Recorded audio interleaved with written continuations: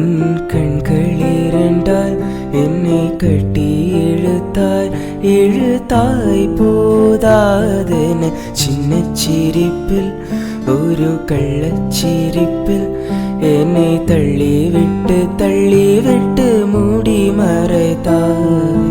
பேச எண்ணி சில நாள் அருகில் வருவேன், பின்பு பார்வை போதும் என நான் நினைத்தே நகர்வேனே. மாற்றி கண்கள் எழுதும் இரு கண்கள் எழுதும் ஒரு வண்ண கவிதை. காதல் தானா ஒரு வார்த்தை இல்லையே, இதில் ஓசை இல்லையே, இதை இருளிலும் படித்திட முடிகிறதே.